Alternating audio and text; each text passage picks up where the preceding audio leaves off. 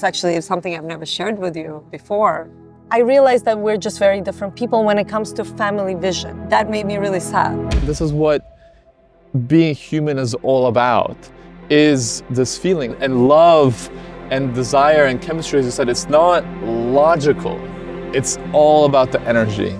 If I, right now, in my life experience, can't give you what you deserve in a romantic relationship, I can't force myself to do that. You know, you feel being abandoned, or you're not enough for this person and they don't desire you, and you're like, hey, what's wrong with me? And that's the thing, like I said, I had to overcome and to heal in that way. That's why I believe in radical honesty. This is how I live my life. I'm not saying it's the right way, but it's the only way I can live my life, is truth, radical honesty, and kindness.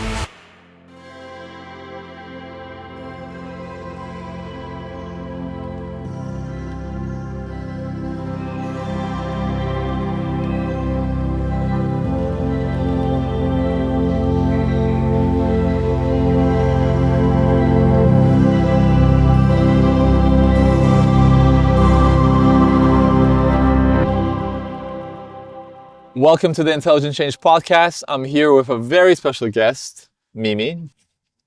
Welcome. Thank you for having me. As this was truly one of the most special conversations that we had in our full, probably, relationship of 15 years. So it was very special. I'm very grateful to have been able to do this and be able to share that with everybody publicly, giving a big insight into our life, into our inner world that we believe can help change and transform your life to live with radical honesty.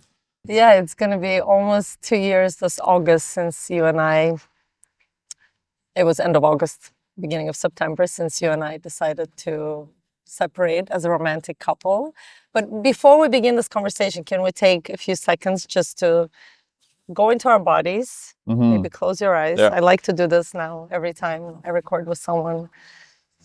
Take a nice deep breath. And for all of you listening right now, can you do the same? Just close your eyes. Take a nice, delicious breath and just feel your body, feel your heartbeat. Take a moment to feel gratitude for being alive, for being able to breathe. And connect to your heart. Maybe you want to put your hand on your heart. Just connect to your heart, your body sensations. And just sit with that for a moment. I think all of us spend so much of our time in our heads. I think it's so important before we listen to something, or before we are about to have a very intense conversation, or to be honest, any conversation, to go deep into ourselves and make sure that we're speaking from here, from the heart, not from the head. And whenever you're ready, take a last deep breath and open your eyes. How does that feel? Love it. Alex instigated that we record this conversation. I personally feel comfortable speaking about this openly and vulnerably. Obviously, what we're about to share is very personal. It's not something we do have to share publicly ever. But many times, people in our circle, in our friendship community, I don't even want to call it a circle, because circle implies that it's small and it's closed. It's not. It's an open community, and there's always new people joining. These incredible humans in our lives, when they find out that we're still friends, that we're still business partners, and how we have dealt with our separation, I find that most of them are in awe, and they always ask me, at least, whether we've talked about our separation. And quite frankly, it's not a topic we talked about ever in a video or in a recording of some sort.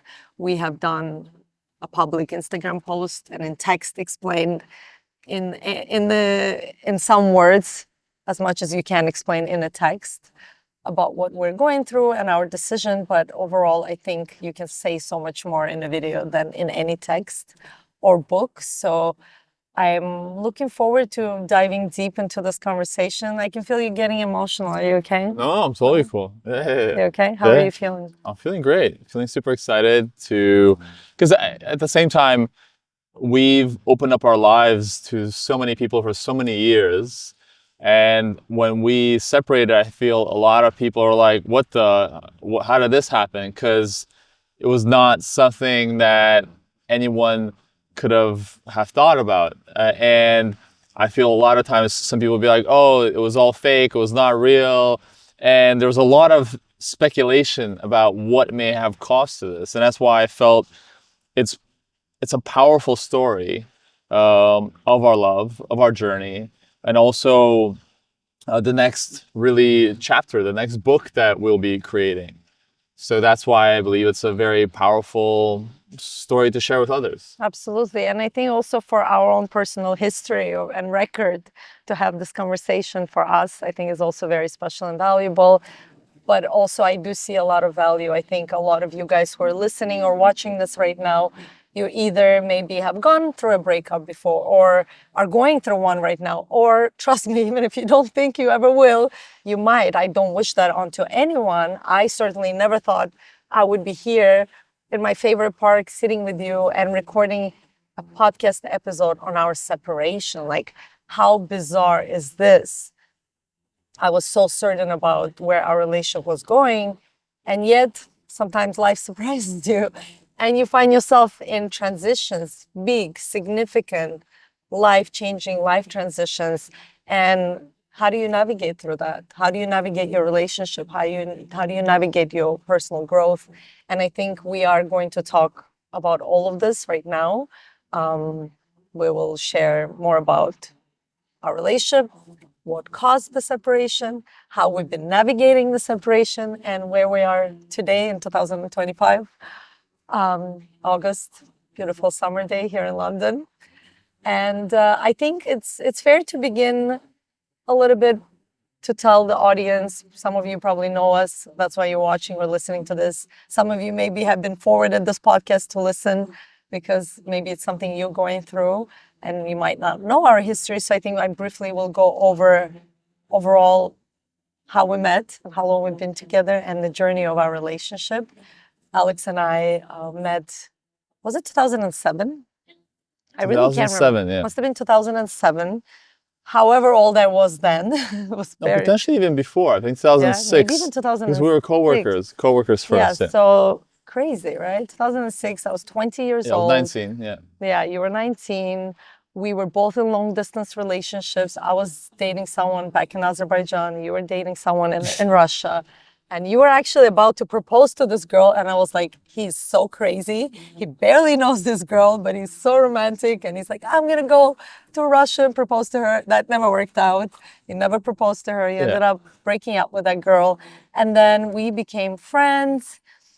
And then I ended up actually deciding to move to Azerbaijan. And that's kind of when you and I started to talk and see each other. We went on a few dates, but nevertheless, I decided to move back to Baku, Azerbaijan, because already at 2021, I was going through this quarter life crisis and I was super burnt out from like working multiple jobs and supporting my immigrant parents. And I decided to move back to Baku, Azerbaijan. And we started a long distance relationship of some sort. And even though that was never meant to happen, I was going to move there, stay there. And eventually I was thinking either to come to London or go to Dubai and build my life in one of those places. I realized that what we had was very special. And then I ended up moving back to Toronto, getting promoted at the bank. And you and I started dating. I only spent maybe a little over a month in Azerbaijan, so it was a very short transition, but nevertheless, it kind of led us to dating at that point because I felt like me leaving really pushed us coming together, which is so interesting how that can happen. But anyways, we're not going to spend too much time on that. So we start dating, then you get fired from the bank, then I quit the bank. And to make this long story short, then about a year later, I think right after you proposed to me, right? You proposed to me, we were still kind of lost about what we're going to do career-wise. And then basically we read the 4 Hour Work Week. We were heavily inspired by the stories of all these incredible humans who were having this lifestyle entrepreneurship dream, and they were living this dream. We never came across anyone like that, but reading those stories was so inspirational to us. And then we started our first business right as we were about to get married, which was Luxy Hair. It was clip and hair extensions that, the idea came as we were about to get married. I bought clip-in hair extensions. They were really bad quality. I was complaining to you. And then because we all read the 4-Hour Workweek and we were looking for a muse of what business to start, that's kind of how the idea was born. And then we started that business. It took off. And ever since then, that was 2010, you and I have been business partners, but we've always worked together. But since 2020, we've been business partners. We've been best friends, I would say even before that, since the first day when we started becoming friends. And heavily, our relationship has always been based on friendship and this partnership and this huge vision of this life that we both wanted to build together. I would love for you to add anything to our story. Yeah, that was a great summary. I would say, going back to the days when we just met, is because as you said, we were both in relationships first and we're co-workers. People would kind of see it for us and be like, oh, you and Alex look great together, you should date. True. And I think there was obviously attraction and likability from both of us. And what really connected us was really when we would speak about our crazy wild dreams of this life that we'd want. And we're just, at that point, we're just two young people living in suburbs of Toronto and Richmond, for you in Richmond Hill. I was on the border of Toronto, in Toronto. Bathurst and Steeles. Yeah, exactly. And so it was really this kind of two souls seeing like, hey, you actually want to have a similar journey that I do in regards to creating freedom in your life and living fully and not being stuck in just a suburban lifestyle. And this is why the 4-Hour Workweek really resonated. And when I got fired, you didn't get scared and you're like, oh, well, I quit. I don't want to be here anyways. I'm like, wow, you really didn't care for the security, and that security was never or comfort was really never your way of life. Right when you left and to Azerbaijan, that's where really I would say that was the beginning of that soul recognition of, hey, we both share the similar vision and values, and obviously there's attraction. So let's go kind of on this journey together without kind of communicating that fully, but more just two young people who have these two wild dreams, and what we saw is, the moment we came together, we were just getting lucky. We amplified everything. Like we would go to a movie theater, we would get free tickets to movies, we'd go to Starbucks, we'd get free cappuccinos. It was so tangible and palatable, this abundance that we almost right away when we got together, we started attracting and bringing into our lives. Yeah, so that's why even when I got fired, we weren't looking to work together at first. And then after kind of 2 years of, I encouraged you to do your own thing, I was doing my thing. But then in the end, when it was getting desperate, we decided to join forces and like, hey, let's do this all together. And obviously your sister was part of that as well, founding journey. And I think, the rest is like since we met, we were 24/7 together. And so if you look at the mileage of our relationship, even though we're together. Let's just say how many years we spent together. Because we separated in 2 years ago, 2023, and more or less we started dating in 2007. End of 2007. Yeah, so almost 16 years. Almost 15 and a half, more or less, years together, married for about 13 years. It's a long time.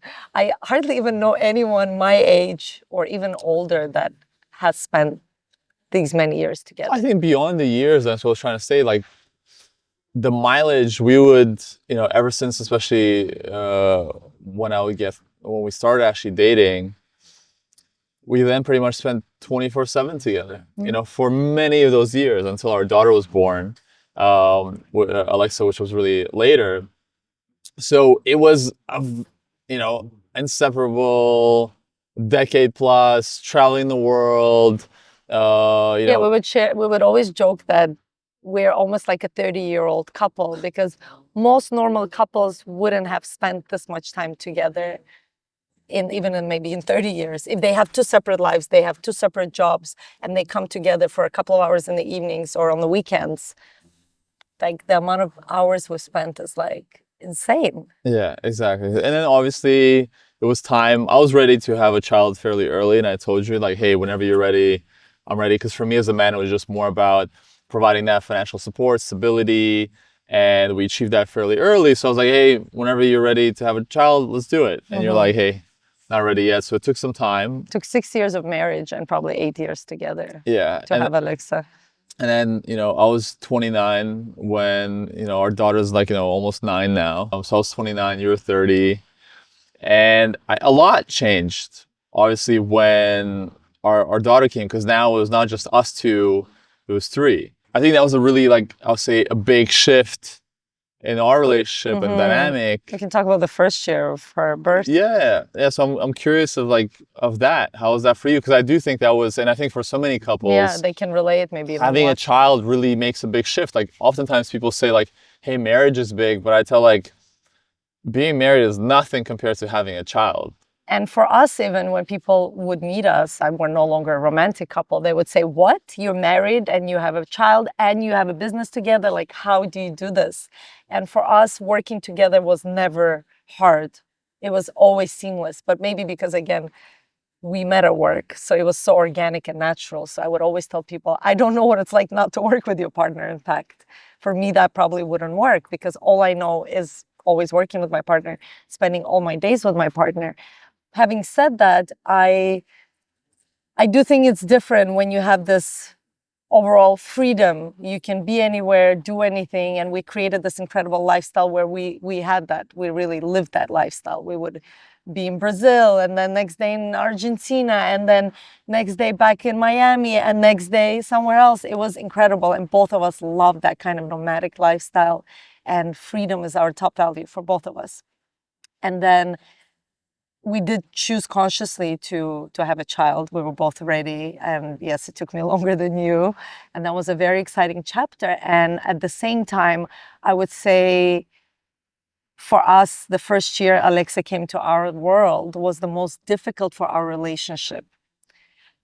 And it was interesting to observe because we were not a new couple, right? For someone who's been together for 3 years or 2 years, I know a lot of couples who get together literally within the next 3-5 years, they have children. I'm always like, wow, I'm impressed how you guys do that, because even though we've had this solid relationship of not just being together as a romantic couple, working together, that's a whole different dynamic that we were able to successfully navigate, somehow adding this new element of our relationship of becoming also a family and responsible for this child. And also then how do you, in a way, come together where you align on the family values? Because I feel like we've discussed our family values before we had a child, and it felt like we were super aligned. And then I think that can happen to many people. The child arrives and the reality hits. People say, nobody can prepare you for having a child. And I used to think, really? I mean, how hard can this be? And yet when she came around, I remember thinking, oh, I know now why people say that. Because you can read 200 books on raising children, having a family, and nothing really can prepare you for the experience, because also your experience is going to be so unique to you, who you are, your personality, your energy, and all of that. So I think Alexa coming to our life really did shake up. And I'm curious how you saw it, but I felt like we just realized that our parenting styles are actually very different. And it's not good or bad. We ended up then kind of coming to peace with that and continuing to be a family. But the first year was a bit of a shock, I think, for both of us. And I think individually you go through personal shock of like, oh my God, my life will never be the same. The weekends, I will never have my weekends. I will always have to consider this child first, right? You don't just wake up and you're like, what do I feel like doing? No, what are we doing as a family? And what does this little human need me to do? And I think, of course, women are affected a lot more, generally speaking, not in every relationship. But yes, that was a really intense year for us. But I think we did well. And then I feel like we reconnected. Yeah, we're still a team. And I believe that, as you said, you can't really prepare for being a parent. And especially because every child is different. For us, our daughter is quite, she's a strong personality. We have some friends as well who have their first child, and the first child is an angel baby, so easy. And then they're like, oh, this is a piece of cake. And then the second child comes, and it's this strong personality, and they are more demanding, they're more needy, or whatever it might be. But all parents listening to this know this, that each child is different. Our daughter we love her so much. I think her strong personality, the child that you get is for your growth. You get what you can handle. And we know that who she's going to become as a human, as a person, is going to be definitely a very strong woman. a powerhouse of a human, which is super amazing to see. But for us, obviously, it's a lot. It's a big growth. And that's also part of the reason why we're like, hey, one is good. You know, this is and plus, because we still want the lifestyle of traveling and being flexible, of having freedom. And we still continue to do that. Even with her, same thing for those of you who have watched us or listened to us for a long time. We still went to Cape Town. We just have longer trips. We'll be in Cape Town for 2 months, and we'll be in south of France for, not just a weekend. We'll be there for a few weeks, or to Italy. So we still continue doing all that. And again, for anybody who knows, traveling with children is not for the faint of heart. It is very intense. And we traveled also with friends and family. We have a whole entourage that many times we would kind of travel with. But I think with all of this, I think, going into the topic of like, hey, how did this whole thing unravel? Yeah, that's the question. Like, when did it start for you? Because for me, in all kind of, this is very uncensored, raw conversation. It's like a public therapy. Yeah, I felt, the beautiful thing about our relationship is, at least for me, when you say once the man knows, and then as you know, that's why I proposed so early. All my friends, when I said I was going to propose, they all said I'm stupid. They're like, what are you doing? You're in your early 20s. Why would you miss your 20s just to be with one woman? But I knew. And I knew, and I'm so grateful for that decision, because the life that we've been able to build together is because we were together. And we weren't just distracted. And I wasn't just this boy distracted by, trying to get women. But I was focused on one. And I was focused on building and building a family, building something for a lifetime. And for me, also, you're really into astrology. As a Taurus, I'm loyal, and I'll stick with you no matter what. So for me, it was never even in my mind that we would not live together for the rest of our lives. And I had complete certainty that this is it. And no matter what, my vows, and I'll stick through. That's kind of the person that I am. I understand for you, in a way, if being very aware, you were never like that. Even when we made our vows, you kind of instigated like, hey, we never promised each other forever. That was kind of your thing. I'm like, yeah, we say that, but I'm like, for me, it's forever. But for you, do you agree to it without actually be honest that wasn't something that maybe resonated with how you saw relationships? Because for those of you who don't know, obviously you wouldn't know because you were not at our wedding, and we never made our wedding or vow renewal public. In our vows, we always said that we never promised each other forever, because we are very realistic, or at least I'm very realistic. Not me. Clearly, maybe you just agree to it, but this is something to sit with, is that through observation of all of the relationships I've ever come across in my life, I could hardly pinpoint a happy one. First of all, I think you and I had the happiest relationship I ever came across. In terms of also the longevity of our relationship, it was for many, many years. And also we worked together on top of that. So I was just realistic to know that if I promise forever, I'm really lying to myself, because I can see that I don't know what's going to happen.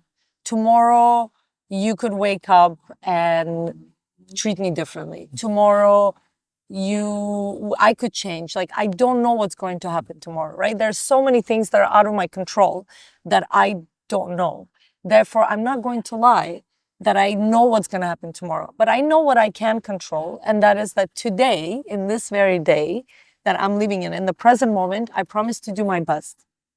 And if I promise to do my best in the present, I know that we have a higher chance of this working out for a longer period. And that's all I guess we promised in our vows is that I promised that I will do my best every single day to be the best partner, to be the kindness, to be the honest. And I feel like I kept my vow, and I didn't realize you didn't resonate with that. You were, and I think that was the biggest shock for you, because and of course I'm skipping forward at the moment, but for you, yes, I feel like that's something you're maybe still processing, that for you, you kept saying that, but I thought this is forever. And I kept telling you, but in our vows, we never promised ourselves forever. In my understanding, it was for as long as it works for both of us, for as long as it's honest for both of us, for as long as it's aligned for both of us. Yes, but the moment that is no longer the truth for both of us, you can stick something that is naturally not sticking. And again, that is my vision or my value or my idea of how I see relationships. I think what I've noticed from the first couple of years of us becoming two became three is that your resentment started with me in terms of not spending time as a couple, or me, let's say, even going back to full-time working, because I felt extremely blessed to be in a position where I can work from home. I never stopped working, not even probably for a day. I've always continued my social media. I've always continued anything I could do with the energy that I could do, because I was always a full-time mom before she started nursery, which was after 2 years old, and that was still very much part-time for a couple of hours a day. But I never stopped working. But of course, the workload is impossible for it to be the same when you're a full-time mom and when you're breastfeeding and all the other things that come with that, cooking fresh meals every day, all day. And that was another thing, is that we obviously have the means where we could get help, right? So we can get a chef, a housekeeper, a night nanny. And we had a housekeeper from 6 months for like a year and a half, I think, like the most critical time. We had someone there, like doing the groceries, because we were still like recording podcast episodes after I put her to bed. Like I said, I never stopped working, but of course I didn't work the same hours. But you were very shocked. You expected me somehow to bounce back and go back to the office. So I remember we had this big argument at the end of her first year when you said you wanted her to go to nursery. And I literally remember sitting there sobbing and begging you to let me to keep her at home at least until she's 2. And I never questioned our relationship, but that year I do have to say I realized that we're just very different people when it comes to family vision. It's not good or bad, because I completely respect and accept how you see family, right? For you, and many people raise their kids like that, and there's nothing where I literally have zero judgment now. Back then, I was definitely judging you. I'm not going to lie. I was like, how dare you tell me how to raise my child? But as a father, of course, you have your own opinions and they should be respected, because you are 50%, she's your child, right? So I remember I literally had to beg you because you believed that it would be better for her to be in a full-time nursery from one. And I believed it was better for her to stay at home with her mommy, who has the luxury to stay home with her child. And I knew that I wasn't sure if I would want to have also more children. I really wanted to do my best and give my all to this human being that I decided to bring into this world. So we decided then we were able to communicate through that huge argument. I still remember where it was, at Grandeur on Pavilion Road. I was crying. And I do have to say that I was a bit heartbroken then as a woman and as a mom, that I realized that we're not aligned as a family. Like, we just have very different ways of seeing how family is. Whereas for me, I'm a very full-on, hands-on parent, and you are a very hands-off parent. And again, it's not good or bad. I then decided to fully accept that about you, because you can't stay in a relationship if you don't accept your partner. And I did accept that, but it was not something that I found attractive, let's say. And I'm being fully transparent here, and I'm curious if, of course, some of the people listening can resonate with that. And I think family alignment, we just have very different visions of how family works. And I'm sure many people can make it work, but that's just what I saw. And also for you, it was very important, again, to have this alone time with me. This is something you kept bringing up every 3-4 months. You'd be like, I want to take you away on a trip alone, just you and I. And I was hiding behind Alexa, right? And there's a few things to touch upon here in terms of like, again, my side. Of And as you course. said, and recently at our Intelligent Change Summit, Tony Fadell was there, and we were speaking about how many couples miss this important questions to ask themselves about before marriage, before having children. And at the same time, as we said, you can ask all these questions, and many times, hey, We had those conversations. yeah. But at the same time, they can still help. When you're faced with reality, then you're like, okay, this is actually how I interact in this environment. And for me, my point of view when it comes to, I guess, number one, the point of vows, right, from my side, is I'm more old school and traditional where, You're a Taurus. yeah, where I make these vows, they're for life. And that means for richer, for poorer, and sickness and in health. And like, I take it literally. And I understand in today's society, that's not, it's not the popular thing. But I like the Disney story, and I like, because even when we get into, when the situation started unraveling for us, I did not freak out. I was like, we'll get through this. And that's my overall attitude, is like, we'll figure it out. We'll ride the waves. Like, a marriage is not about things always being butterflies and sparkly. And I know you share some of that too. So for me, when it comes to also having children, because I view the relationship as the main thing, the children is just like, it's part of that experience and it's very beautiful. But what I know is that children are going to grow up. And if I want the relationship to last, and I would always say this to you, right, is that in my belief, it's you come first. And I'll always tell you, don't put me first. I'm saying you're ignoring yourself. Like, put yourself first. Sure. Like, make sure that you're rested. Like, hey, baby, like, if you need a massage, like, go get a massage, right? If we can get help for you, let's get that help. However, you personally take on a lot. And so for you, it wasn't like that. So for me, it was, hey, put yourself first. Number two, put the couple, your other partner. So how do you function as a couple together? So having that time together as a couple to bond, to not just be a family, because that's what happens to many couples that I see it. The kids start sleeping in their bed. Mm-hmm. They're never traveling by themselves. They're not even going on date nights. We have, again, the luxury where I'm like, hey, let me take you to Greece for the weekend or to Ibiza. But we never did that. But I'm saying, but before we did. Yeah. I'm saying before the child. Yeah. That's what we would do. We would be like, hey, babe, it's raining this weekend in London. Let's go to Italy. And that was our life for a decade. And so for me, I'm like, well, we can still do that. And I was very patient in regards to like, okay, you're breastfeeding and you breastfed for over 2 years. And I let you, and I think it's such an honor. It's so beautiful. Again, just shows your strength and your resilience to, provide everything to our child, Alexa, which you did. And so at the same time, as you said there, I think there's no right and wrong. But for me, it was also difficult to be like, hey, how come she doesn't, like, I want to take her to Ibiza and like make sure she has massages and she's dining, and like, I mean, that'll be any woman's dream to have this partner. But I am. But you would be like, you're so like also just inconsiderate of me, say, being a mother. And that's where I think the matches are so important. And so for me now, if I'm speaking to anybody, I make sure like, hey, and at the same time, you never know, because hormones come and then the instinct takes over, and then the woman can be like, and that's also part of my fear now. I'm like, hey, what if we have a child and this is going to happen, which you lose your wife to the experience. Yeah, right? and I don't want to lose my wife, right? I kind of, I'm there for that experience. So for me, and I think a lot of men struggle with that. I just think it's an important point to acknowledge, is that, first of all, statistically, I think something like 60% of marriages end up in divorce.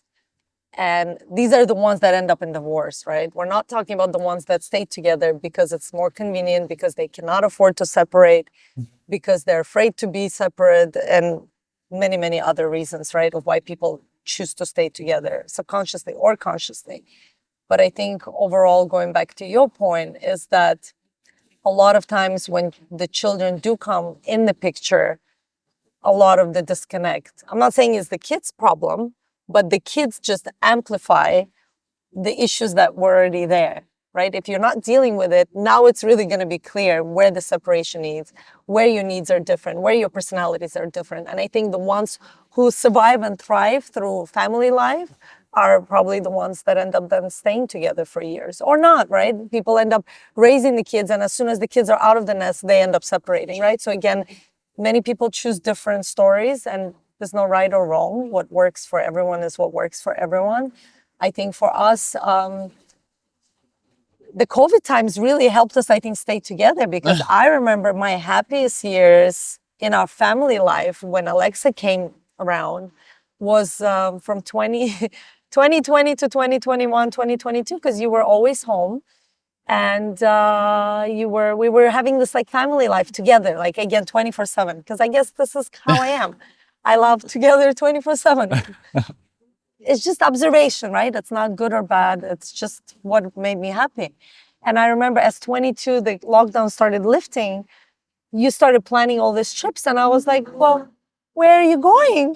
Don't you want to be with us? And you're like, well, I was only with you guys because it was COVID. And I really remember I was like a little kid that was like, oh, you wouldn't have been here spending all this quality time with us if it wasn't for the fact that you couldn't be anywhere else. And again, if I'm completely being transparent, it's actually something I've never shared with you before. Like, that made me really sad, because again, I realized as much as you and I worked so well individually, as a family, it's just we have different things that make us happy. And for you, your freedom, and I totally understand and respect that, your freedom is so important. And I think it's important. You cannot validate that point. And then we had this conversation actually exactly sometime in 22, it's when the cracks started happening for me personally. We had this huge conversation, again, around the same area in Chelsea, near that museum. What's the modern museum? Not the Swan Square. What's the Swan Square? Saatchi? Yeah, it was right by, we were sitting outside of Saatchi Galleries. And I remember just sobbing. And you were saying how that's it. I want to travel more. I want to do all these things. Like, you either coming with me or I'm still going to do it. And I was like, you can do whatever you want. I would never stop you from doing it. But I remember I felt how much resentment you were carrying towards me in that moment. And I remember feeling some kind of a crack. And I think the crack was, if I'm honest, right? I think our relationship, because we met so early. You were 19, I was 20. We started dating, you were 20, I was 21. We were kids. You were the second man I was ever intimate with. My first proper relationship where I was living with a man, and it wasn't long distance or he was avoidant or it was not toxic. It was a secure, healthy relationship. We literally raised each other. We became each other's everything. We became each other's brother and sister. We became each other's parents, best friends, lovers, romantic partners, business partners, eventually parents. We played so many roles for each other. And I think one of the biggest roles that I know you played in my life, and I'm curious what role you saw me playing in you, is that you provided a lot of safety for me and a lot of security. And yes, as a Taurus, somebody who is very much solid, right? Taurus is an earth sign. It's very grounding. It's very loving. It's very protective. It's very secure, and it's very loyal. And as a Leo, I'm also very loyal. We had this loyalty and security in our relationship where I always felt very safe. And I think when you in 2022 told me that that's it, I'm going to live my life fully, enough. And I was like, I never thought I was capping you in your life. I thought you were enjoying this life with us, right? So for me, that was also news, because it's almost like you were holding a lot of things that you were resenting. But in that moment, like, it all came out like a flood. And I was like, this is not fair that you've never communicated. You wanted to do all these things. But I remember feeling the crack because I realized our relationship and our dynamic worked on that safety and security, or at least this is the value I really took from our relationship, is that you provided my safety and security. And now I knew that the cracks are happening. I will need to learn to provide the safety and security for myself. And that's a good thing. It's not a bad thing. And at the same time, I somehow intuitively knew that that's going to mean we're going to go our separate ways. But I didn't say anything because I was terrified to even admit that to myself because you were my everything. And again, I saw you the same way you saw me. I thought this is going to be forever. Not ever did it cross my mind. I never questioned my marriage with you or my desire to stay with you for those 15 and a half years, right? So yeah, for me, the first cracks were 2022 spring. I think the other point that I want to bring up, again, is understanding the definitions of certain things. So when you say like, hey, I wasn't that present, I believe your definition of quality time is just next level. Absolutely. We are very privileged, and we've been very privileged. As I said, we started our journey, obviously, as I said at the beginning, is what bonded us is this idea of the 4-hour work week, of being able to have the time to yourselves, whether it be to dedicate to the family or to travel, but we never put making money as the number one thing. For us, it was the time and freedom that we were after. And because we never wanted to trade the best years of our lives for grinding to buy material stuff, because that's not really what motivated us, even though we enjoy it, but that was not the main thing.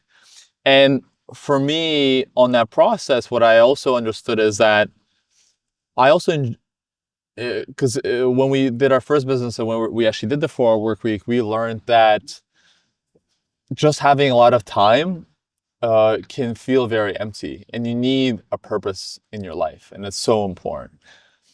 I feel, so for you, when you became a mother, I believe it filled a big gap of that life purpose. And for many people, kids is their like ultimate purpose. And I'm not saying as well for you, it's just this, and that's the interesting thing is you've always communicated 7 years, right? You're like, hey, for me, the most important thing is that, from whatever studies is that Bruce Lipton studies, sorry to interrupt, but basically 0 to 7 is when the child's subconscious mind is being formed. So everything we tell our children, whether we tell them or the nanny tells them or the grandparents or whoever is around and is the primary caregiver, whatever beliefs and whatever thoughts, whatever statements are repeatedly in that person's experience, in that child's experience, is what will become their subconscious mind. And then the subconscious mind will control and make decisions. 95% of all our decisions, if not more in life, come from our subconscious mind. And we can't control our subconscious mind. It's subconscious. We're not even aware it's there.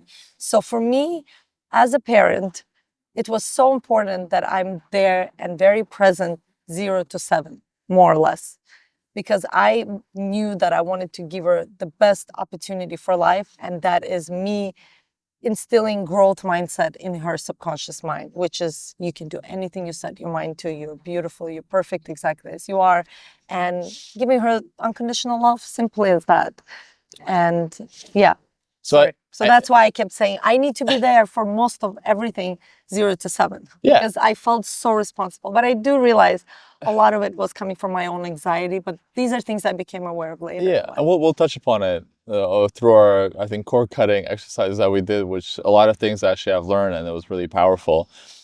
But in that, I think a lot of people who may, as I said, watch us from the sidelines, don't know the reality. The reality is you are a hardcore mother, meaning what I'm saying is I don't know any mother that I've met in my lifetime who is as dedicated, as present as you are. And I'm not saying it's a bad thing, right? It's just you as a person and who you are.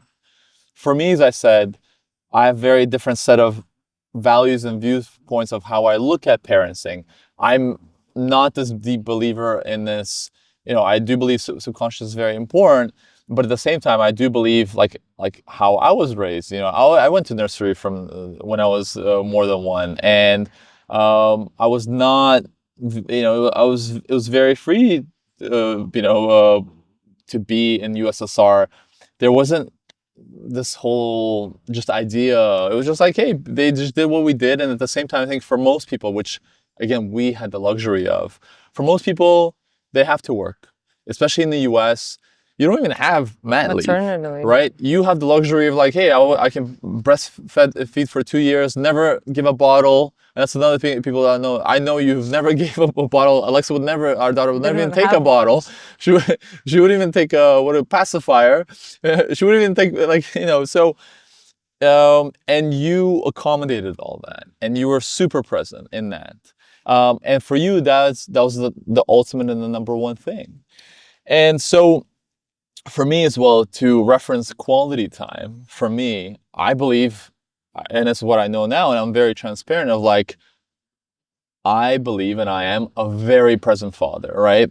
I was there every morning, especially when, you know, and it's just for me, important for me that I set the record straight. You know, when we speak about this, like, hey, Alex wasn't present, like, even when she was, especially when she was small, I remember until she was like probably 2 plus 3. I remember every morning I'll do the morning duty, right?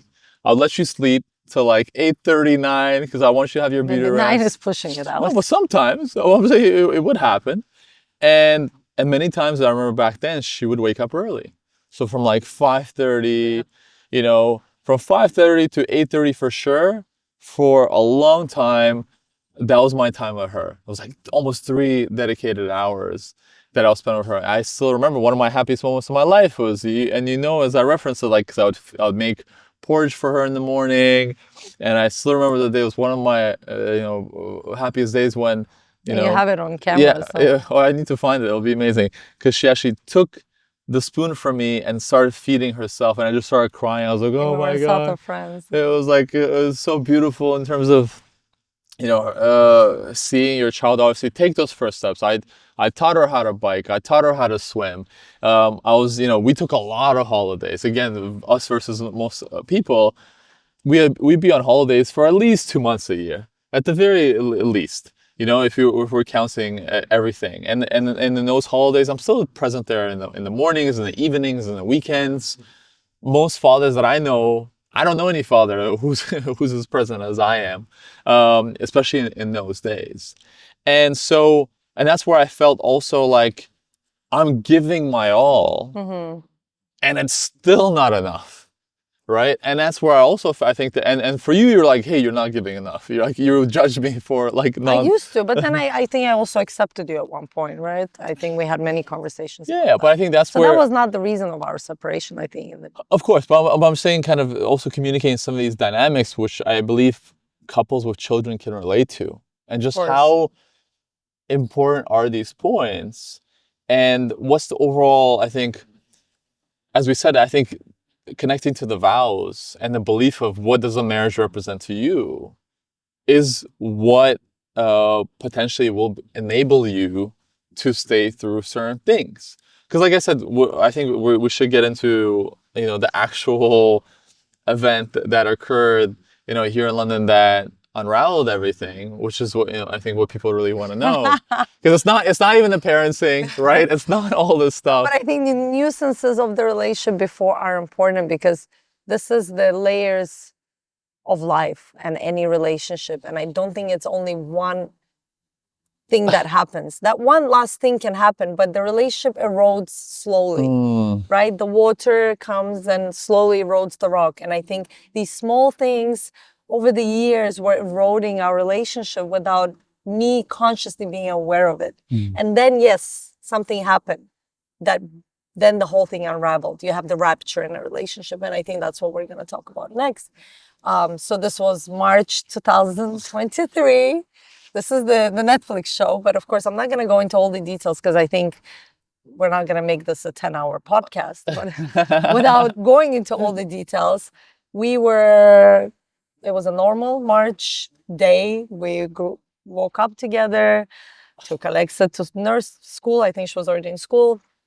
And then I remember we even had a couple of selfies in the car, so cute together. That's the wild part, is that looking at those photos and seeing us, it's like us as always, happy together, you know. Oh, we're still happy together. Yeah. But I mean, like, even that's the thing. I think even as we communicate, obviously, the hardships, things like that. But the reality of our relationship, it was always chill, happy, Yeah. beautiful. Easy, kind, like peaceful, romantic. Like that has always been and still is the relationship we have. I mean, relationships can change forms and meanings and purpose, but overall, our relationship has always been this. What still is remains. It started as a beautiful, healthy, secure friendship, still is a very beautiful, healthy, secure friendship. So what happened that day is that we were going to go and see an office space that we were considering to rent. Which is our current office space at the moment. We don't need to give out those details, but fine. But yeah, we were going to see multiple units and we went to see all of those units. One of those units were shown by this young man who was actually helping someone, a family member. He had nothing to do with that space, but he was helping someone out. I didn't even see him because I was looking at the space. We looked at the space. We left the space. We liked the one upstairs. And we kind of confirmed that this is the one we're going to take, which we ended up taking. And then as we left the office space with you, like there's moments in our life that forever change our lives. And I remember asking you, are you coming with me to pick up Alexa? Or are you, and not to blame you for not coming with me to pick up Alexa, but I remember as we left the office, because I was going to walk at the time she was in Notting Hill, she's no longer there. So I can openly say that her school was in Notting Hill. So I was going to walk to Notting Hill. It was a 30-minute walk from wherever I was. And I said, are you going to walk with me to pick her up? And you're like, no, I have a meeting. And, we kissed each other bye and we go our separate ways. And I go up We literally went our separate ways and after. I go up the street and it's beautiful March day. It was March 13th. Flowers are blooming. I'm taking pictures. And I see this young man is running after me. And I'm thinking, why is he running after me? I want to listen to my audiobook. I don't want to talk to anyone right now. I'm a Leo. I can be a little extra and dramatic at first. But whenever people come to me, I'm always kind and always nice. But these were the thoughts at that moment. And anyways, long story short, because again, we can make this super longer. This young man approaches me and he was the man who helped us with the office and we started talking. And as soon as I looked at him, it's almost like an old lover that I've loved before has come back. Like I remember looking and just thinking, what the F did just happen? Because I really didn't see him in the office space. Has he not followed me, I would have never even remembered him maybe. But it's because he followed Fate, me. destiny.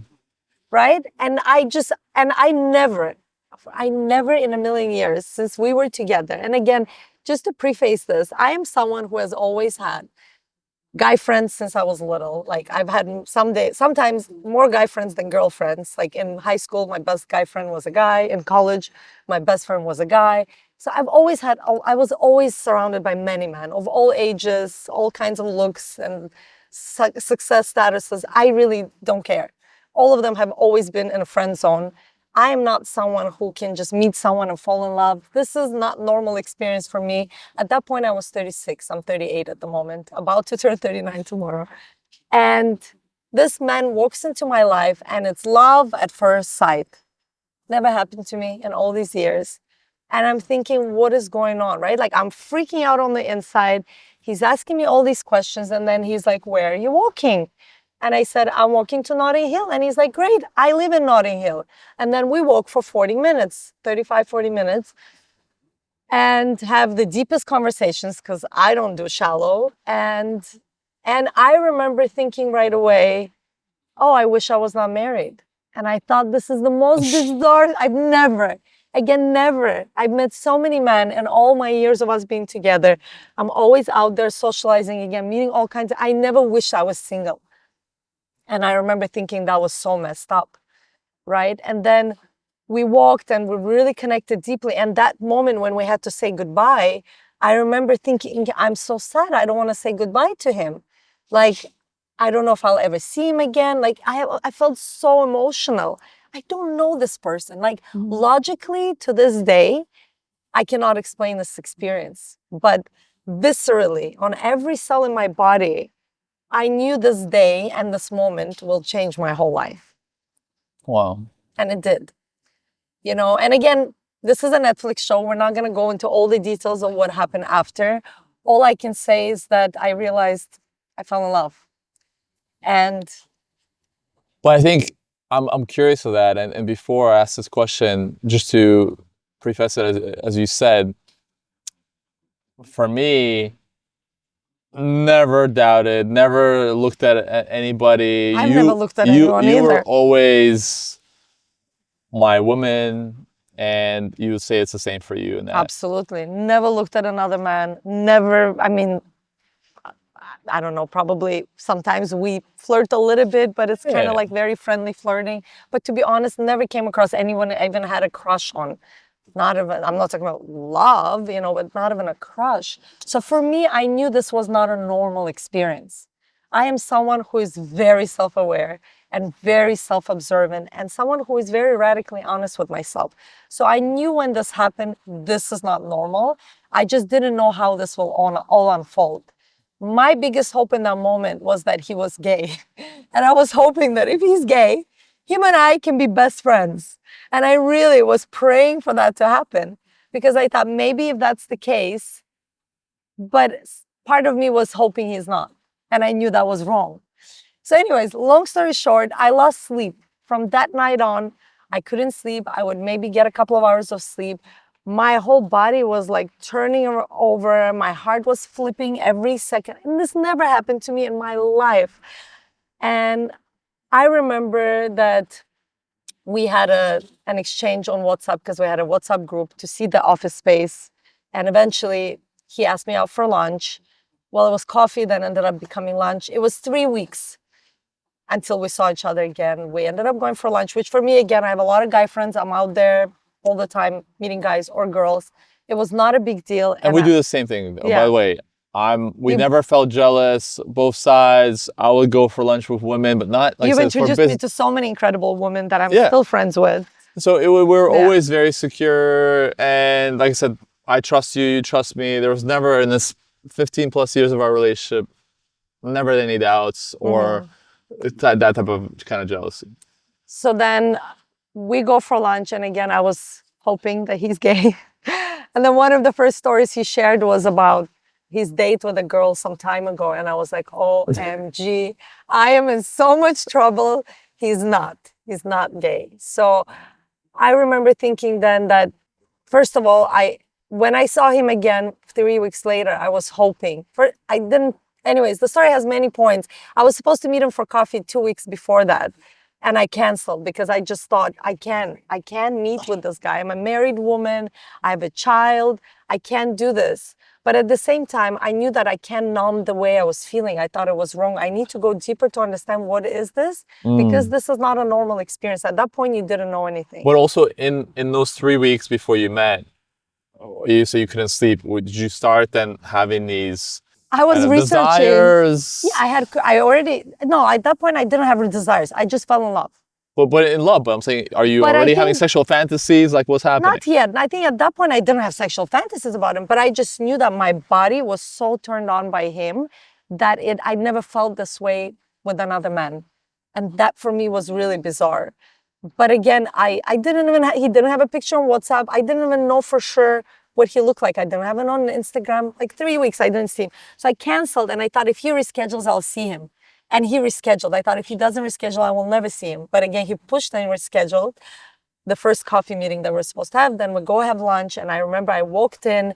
I was like, really, Mimi, really? I sat down. I look at his eyes and I was like, it was the same feeling. It's like when I looked in his eyes, I still can't explain it, but it's like either I see the past life. I don't know what I see, but I just see something that is, I need to follow that. But again, I didn't know exactly what that is, right? But I just can't deny the way my body feels. And my body feels so alive and so turned on that I've never felt this level of turn on in my body. And I think that's really important to note because I think for many years, I felt very numb. And again, this person was a catalyst. I'll share the rest of the story. It's not necessarily that he came to save me, or clearly that is not how the story panned out. And you'll hear the details. But I just want to preface here is that we can walk very numb for many years, and then a situation or a person will walk into our lives to shake us up and make us see what we're ready to see. And I think for me, it was the level of my numbness before that. And you are not responsible for that numbness either, right? It's just my own ability to feel had expanded in that moment. And I very clearly, especially after that lunch, I knew I had two choices. One choice was to numb that feeling and the love that I was organically, spontaneously feeling for this person I don't even know. I just met him like a few weeks ago. And the second one was to go deeper and understand what that is. And I knew that I can numb because I knew that I've been numbing for many years. Not necessarily love. I've been numbing other feelings and other emotions. And I knew love came to unnumb all of them for me. Why this person? I don't know. Sometimes we don't know the full story. Maybe someday I will know. But that was the case. So again, what followed after that is me going and having an honest conversation. I think I literally, the next day, your mom and I went to ABBA concert. And I remember after the ABBA concert, you walked into the bathroom and I was taking a bath. And I kind of shared that I had a crush on someone. Because for weeks at that point, I was like, married woman has a crush, what to do? I was literally like in a movie. I was like, what do I do? Who do I go to? This never happened to me. But Do you remember that conversation? Yeah, but I intuitively felt already something, You knew, of course you knew. and I actually called it out. I said, "Is it the guy from the office?" I don't think you said that at I that felt point. I felt like I did. I think later. We had multiple conversations, but that was the first conversation. And then I think maybe we had another one 2 weeks later. But I remember it. This is the craziest You have point. good memory, yeah, please. Yeah, I have a very good memory. That's why I could write scripts. So for 3 weeks, I barely slept. I started losing weight like crazy. But I had all these love hormones, so like I felt elated, I felt excited, I felt a little insane. And at the same time, I couldn't sleep. And I just knew that I can't survive on 2-3 hours of sleep. And 2-3 weeks in, when I met with him and I knew like, okay, this is something bizarre. I can no longer hide my feelings. I need to be able to share them with my best friend, which you always have been. And because I knew he's not gay, I shared with you that day that I have a crush on someone. And I remember and this is for the record, I think it's so important for any man also watching, not for a moment, not then and not since then, in the last 2 years, have you ever made me feel ashamed? Have you ever judged me? Have you ever made me feel bad about who I am or what I was feeling? Not for a moment did you judge my experience. And I just want to tell you how much I appreciate you, because in all of that, you remained my friend. And I think I did the same for you the previous year when you were like, I'm going to go travel the world and I'm going to do all these things. I remember telling you, I have a feeling this is not going to be good for our romantic relationship, but as your friend, you need to go and do all these things. Because I know that if you don't do those things because you want to keep the romantic relationship happy, eventually it's going to all explode and it's not going to be good for a romantic relationship. So you go do you. And if we're meant to be together, we're still going to be together, right? Nothing can shake what is real and what is truthful. And at the end of the day, we have to follow our path and what our heart is here to do. And I think we come together in a relationship thinking that we are together, but at the end of everything, we're individual souls living on our individual path, and we're here to learn our individual lessons and expand in our individual ways. And I think this is the part that sometimes can be very difficult, because we are, as humans, meant to be in relationships. So how do you sometimes go through an experience like the one we have gone through, right? And again, to cut this long story short, because it is very long, and again, that's why one day maybe it will be a Netflix show. If someone is watching from Netflix, I've got the story and everybody's happy to share it. But the truth is, nothing has ever happened with this man, right? To this day. To this day. I'm going to cut the story short. There is no juicy, eventually we did kiss, but this was after we separated officially. And it was insane.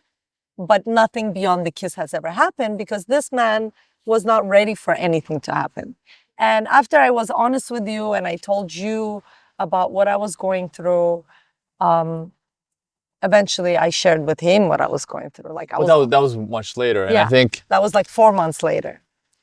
to get to this point, also from my perspective, again, when you say, hey, and you came out and like, hey, I have this crush, and I'm like, hey, did you do anything? You're like, no, I just have these thoughts, nothing, he doesn't even know.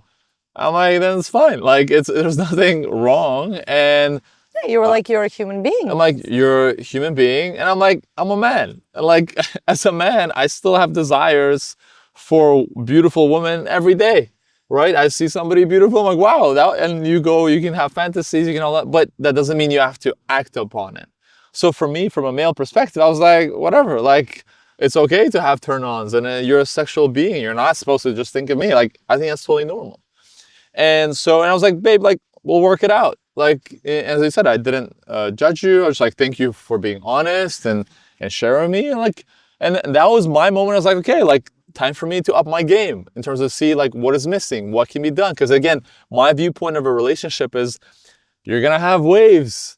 You're not always gonna be turned on. There's gonna be droughts, and you have to go through those moments. So as you know, from my side, I tried to really reinvigorate. How can I be more present for you? We would go for so many walks in this park and speak about this and love and our relationship and everything, and me trying to understand you and vice versa.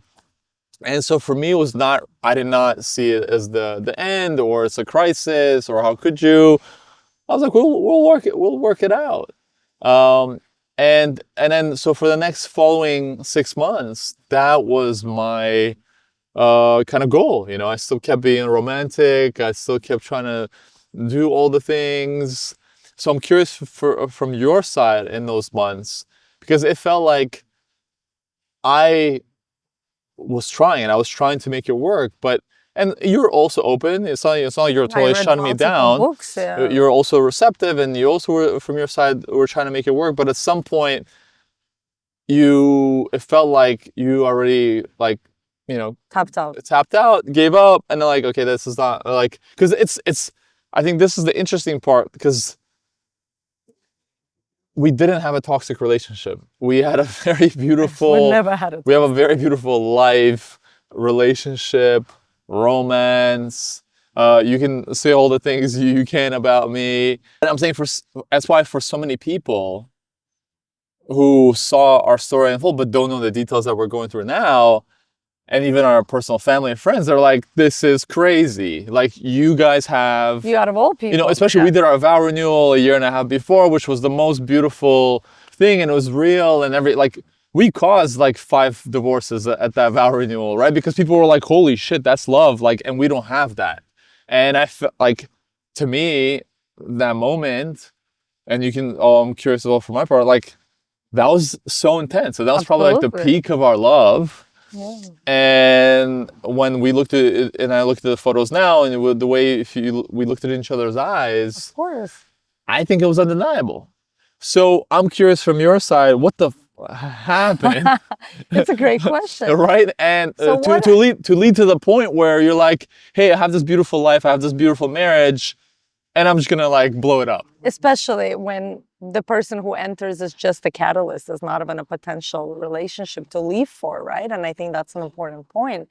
But I think what that catalyst awoke in me, which was really important for me and my personal growth and my personal realizations of myself and my identity and who is Mimi and what is she like as a human, as a person, is that for all these years in our relationship, and this is something I never shared publicly, actually, but I will share because I think maybe a lot of women can resonate, or maybe even men, who knows, that for all these years I was in a relationship with you because, again, I was very new to intimacy when you and I started dating. So you were the second man I was intimate with. Same, you were like third. Right? Devin. So we were babies. I was not very sexual all these years we were together. Like, you were always the one instigating most of, like 95% probably of the time. You were the one instigating intimacy. And I just assumed that I was frigid. So Explain what frigid is. So for anyone who doesn't know the term frigid, frigid is someone who is cold when it comes to intimacy and sexuality. These are not people who require a lot of sex or intimacy, right? And since in our dynamic, I absolutely love spending all my days with you. I love cuddling. I still love cuddling with you, holding hands, having romantic dinners. But sexual intimacy is not something I ever craved, even though you are an incredible lover, for the record, the most giving lover, educated lover, someone who can spend hours pleasing the woman. I would always be the one like, let's just 11 minutes and let's get it over with. And I always felt like you were so ready to go deeper into the experience and wanted to explore for hours, whereas I was the one like, done. Like, okay, once a week, okay, maybe twice a week we do it. But like, it's like eating a meal and not being hungry. I don't know how else to explain it. And I thought it was something wrong with me. And I was completely okay with that. This is the most important thing, right? I gave myself an identity is that Mimi is a frigid woman. And I'm totally okay with Mimi being the frigid woman. Let her be the frigid woman for the rest of her life. And that's okay. She can be the frigid woman. I accept her. And then I meet someone who makes me melt everywhere. And I'm like, who is this woman? And again, I realized it's not about necessarily this man who is making me feel this way, but it's just something in my body that I need to understand. I need to understand this other side of my body and my desire that, yes, this particular man awoke.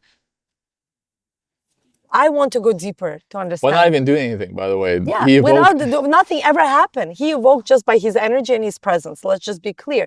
I never cheated. Clearly, I couldn't even cheat in my head without telling you, right? And I think this was very interesting, and this interesting story overall. Many of you listening are probably like, whoa, right? Nothing ever happened, for the record. To this day, nothing ever happened. We only exchanged 3 kisses. And it all happened after Alex and I officially separated, just for the record. And it was interesting because when I would tell I was vulnerable and open from the moment this whole thing happened. Again, when I decided I'm not gonna numb, right? Because I was numb for many years. And I think I was numb for many years because I was holding all my feelings in. And the only person I would feel comfortable to share these feelings and these emotions was you. You were holding space for the whole community. No man should ever do that. And yet many great boyfriends do that. And I appreciate that you've done that. But I think it's too much for, we're going to have to unpack a lot of things here. But let's just scratch the surface here, right? When we play too many roles in a relationship, desire goes. My dear friend, incredible therapist, Denise Logan, she came to our Intelligent Change Summit. She did a workshop this year. And she asked the audience, why do you think people come to see me? Why do you think most people come to see me? For what issues or what problems? And I was certainly thinking lack of communication, because if you can communicate, you can probably fix most things, but I should know the answer. And then she said, eventually she answered, because all of us were off and wrong. She said, lack of desire. Lack of desire is why most couples come to me into therapy. And I think this lack of desire can happen for many different reasons. I think in our particular relationship, I think we played so many roles where you were my father, you were my brother, I was probably your mom in some ways. And that might have resulted in this erosion of desire over time. However, you still said that, hey, you kind of felt in a relationship that, hey, you were just frigid and all the time you weren't really that kind of desiring or sexual. That was never a big turn on. Like, I would be happy if we didn't do anything for a month. You knew, I would be completely happy. At the same time, I want to also, I'm curious because... Except for when we were pregnant. I was super horny then. Yeah. But it was the hormones, I suppose. Yeah, I remember that. That was fun. But in regards to, because I'm trying to understand, because you would hear these couples, for example, where the woman has an orgasm for years, right? And you can... You were the first man who, yeah, TMI, but we're doing TMI here. You were the first man who made me feel comfortable and safe, because I think when it comes to intimacy, you're only able to have an orgasm when you feel safe with someone. At least that's my experience. Of course, I'm not a sexual expert here, but you were the first man I was intimate with that made me feel safe. And before that, yes, I explored maybe a bit, but never fully went there with more than one person before you. But yes, I explored in other ways, and nobody was able to bring me to an orgasm, but you did. You were the first man. And so I was always able to orgasm. In fact, I would feel like 85% of the times we would be intimate, we would orgasm at the same time, which I know is super rare and special. And it felt like we had a divine union, absolutely divine union. And yet I would never crave it. It's again, like it would be insane. And then I would be like, I'm good. Like somehow I'm still don't want to eat the meal, I don't know how else to explain it, because it's sex and intimacy is very animalistic, right? It's primal. It's not logical. It's like, are you hungry? I met a girl, for example, who told me she's never had an appetite in her life. She never had An appetite. So she eats. She was the sister appetite. of a This is friend. like for food or sex? For food. Okay. No, she's never ever in her life had an appetite for food, as long as she can remember. Of course, maybe something happened to her 0 to 7 that she doesn't remember. So I remember thinking, wow, what a crazy life to live. And I feel for her because I love having an appetite and wanting to eat. But I have yes, an appetite right now. sometimes right now I don't have an appetite, right? So I'm not going to eat. So then as I opened this Pandora's box and became aware of all these things about my sexuality that I didn't yet know, and I needed to find out. I needed to go deeper to understand myself, but I need time and I don't know how long it's going to take. And we live in the 3D world where what we're doing is called marriage. And in marriage, you have sex with your partner, right? If marriage, and I say this literally to all my friends, if marriage was holding hands and cuddling, I would stay married to Alex forever. But it's not. And it's not fair when you don't want to be intimate, to force your body to be intimate. And I think the bottom line, because I remember having many conversations with many friends. Some of the friends I would have conversations with, they would be like, this is normal. This happened to me. Just go cheat. This happens all the time. This is how we deal with these situations. We just go get our needs elsewhere, meet elsewhere, and then we still keep the family life. I was like, I'm happy this works for you. Zero judgment, literally. If anything, this whole experience taught me is it humbled the shit out of me. And I have so much acceptance for anyone going through their life experience. I let go of so much judgment. Before, I used to judge people who would cheat. I used to judge people who would be in polyamorous or polygamous relationships. Now, I accept everyone because I don't understand anyone's experience but my own. And this is what this experience had taught me overall. It humbled the shit out of me. Right? So I realized that it's such an individual experience and we can't judge other people. We don't know how they feel on the inside. Everything can look perfect on the inside, but if you don't feel alive, if you don't feel like you want to do something, what is the option that you have in a relationship? And I think people find their own options based on their value system. Because of my value system, transparency and honesty, 2 of my top 10 values is about being honest. I just can't do something that I don't want to do. And so there came a point in our relationship a few months in. At first, we even considered going polyamorous or open. Well, you brought that up. No, you brought it up. You were like, maybe this is something we can do. But I knew, for example, I'm a loyal Leo, and both of us knew we couldn't do it. But I think it was our way of like thinking, can we save this marriage, right? So then we read a bunch of books. I read Ethical Slut, The Truth by Neil Strauss. Right? Neil Strauss. I absolutely loved also learning about other relationship dynamics. Incredible. If polyamory works for you, go for it. I think it takes 2 incredibly secure people to do that. I just don't think it's for me, at least not at this point in my life, right? Where I am. So having read all these books, I personally came to a conclusion, and having had a conversation with you and then with this other person who I fell in love with, I eventually told him about my feelings. He was like, I like you, I have feelings, but I'm not ready for anything.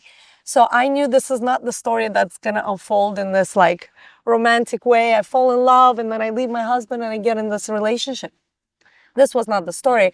And I remember sitting summer 2023, end of the summer, sitting with myself and having this very radical conversation and like radically honest conversation with myself. What am I supposed to do in this situation? Right? Like I have a great relationship on paper with this incredible human. Everyone is looking for Alex. Alex is secure. Alex is kind. Alex is giving. Alex is a great lover. And yet you don't have a desire to be intimate, right? It's not your fault. I think it's very important to acknowledge that. And for any man whose women have lost the desire, it's not the man's fault. And I did have eventually even a session with Bibi, who is an incredible sex coach, I suppose. That's one of the titles. And I remember having a conversation with her, and even she asked me, like, did you ever have a very strong sexual polarity ever in your relationship? And I said, no, our relationship has always been built on friendship, on romance. I mean, intimacy was great. I was never complaining. I was always happy. But at the same time, this is how the dynamic was. And because we had a longevity of 15 and a half years, like it's a long time to be in a relationship, to reflect back and say, this is our norm. For example, we're intimate once a week or maybe twice a week. The person who's always instigating is the man. And like, I don't care if I do it or I don't. Like, I'm mostly fine. If I don't do it, I'm fine. If I'm really honest and this is the Pandora's box I opened, right? Then I was like, whoa, how many times did you actually do this when you really wanted to do it? Right? Like you can go deep into that. And I think for everyone, I think, yes, it's a difficult thing to ask yourself. But I think this was the moment where I was like, let's be honest. And if you don't want to do it, you can't do it. And if you don't want to be intimate, you don't have a romantic relationship with the person. Right? Bottom line, what is separation of platonic and romantic? Is desire for sexual intimacy. You take that out, you have friendship.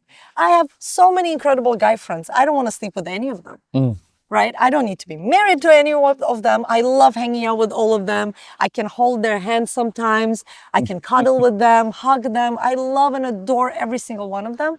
But I don't feel the desire to be sexually intimate with any of them. And this is how I know I don't want to have a romantic relationship with them. And this is what I became aware of, is that from now on, I don't ever want to be in a relationship. Or if I am ever to be in a romantic relationship, it needs to be a full body hell yeah, or I'm okay. Maybe I'm crazy, but this is my truth and my reality. And I'm okay to accept that, because I feel like anything else is me going backwards. If you don't know what you don't know, that's okay. But once you know how you can feel, and this is how you want to feel, like you want to rip the guy's clothes off. That's how you know, vice versa, right? You want to desire your partner. And I think this is why also I decided, like, the most respectful and kind thing and honest thing for me to do is actually, I want you to have that. I want you to have a woman who wants to rip your clothes off and like make love to you. And if I can give this to you, I adore you. I want to cuddle you. I want you to succeed, and I'm your biggest fan. And you know, even now I tell you, you want and need me anytime, baby, I'm here for you, because there's no one probably who genuinely and sincerely knows you and cares about you as much as I do. But at the same time, if I right now in my life experience can give you what you deserve in a romantic relationship, I can't force myself to do that. Yeah. I don't think that's fair, because that would be self-abandonment and self-betrayal. The interesting part about you are super idealistic. And this is what many people will say about you, because your life, your experiences, and even your sex life, like with us, as you said, like you still experience orgasms, you still experience pleasure. I've seen you in pleasure. Absolutely. It's not like you're like totally like turned off. Even doing it once a week for many married couples after 15 years is actually a pretty good rate. I'm saying for some, you know, many people, there's a lot of sexless marriages. Absolutely. In general. So I'm saying even the dynamic that you're walking away from, it was not, it was above average, I would even say, on most standards. And in regards to also even the connection, pleasure, and all these other things. So I'm curious, on the spectrum of idealism, which you are and you represent. And at the same time, the reason I bring it up is I agree with you. Because what I see in life, and this is most of our society, and it's a sad truth, most people are in convenient relationships, transactional relationships. It's love is rare, and connection is rare. People stick around again for convenience, for comfort, not out of desire and aliveness. However, the whole point of life is to be alive, to be in love, to feel desire. Other than that, what's the point? You know, one of our favorite films of all time is Me, Joe Black, and I showed you that scene as well. It's like, you know, love is passion and life is passion, and like, let's enjoy it. And yes, it's super idealistic. And at the same time, for me, I felt that. I had that passion, love for you. I was always desiring you and turned on by you. So on my side, I got to experience it all, even though, of course, it was not as much as I wanted it to be.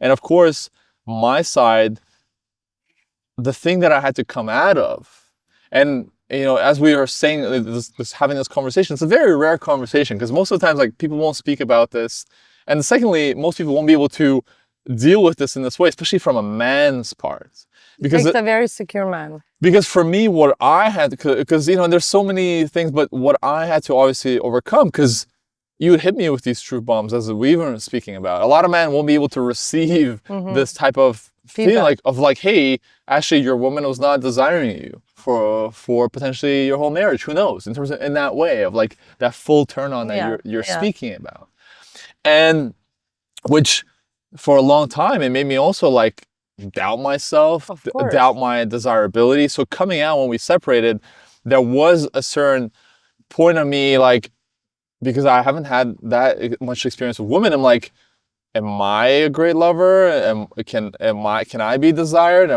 All these things. Of course. So, and God bless all the women that I was with post, you know, us separating. I genuinely mean that, because I came across incredible, beautiful, soulful women that were very healing to me, to also, because for us to be able to explore and for being able to feel. Because coming out of that our relationship, I also felt like, you know, whatever my next long-term relationship is, I want a woman to like really love and desire me and see me as like the hottest thing ever, right? Because that was obviously what you didn't have for me. So I was like, I want to be able to feel that. And can I add something? I've always thought that you're incredibly handsome. I still think you're incredibly handsome. If I just look at you, like, you're tall and strong and all the features is exactly what I love in a man. But it's this primal body turn on that is just, you cannot fabricate it. You cannot buy it, right? And at the same time, it is what makes someone to desire more from a relationship. Does that make sense? of So course, that's why it's not personal. yeah, and that's why I'm not taking it And I think personally. there's also a degree, right? Like, there's a degree of how much of that you can feel for someone. And it's not like it was completely not. We couldn't have been in a happy, healthy relation for so many years. But I think like my capacity to feel is this, but let's say I was feeling this. Like, we're not going to put any number onto it, but it's just what I became aware of. And that's kind of what I decided to go and understand and explore in myself.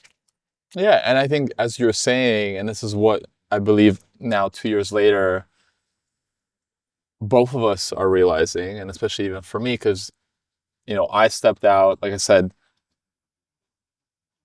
I want to be in a committed long-term relationship. Also, I've never experienced other partners before in that way too. Like I said, there was a lot of doubt on my side in regards to a lot of these things.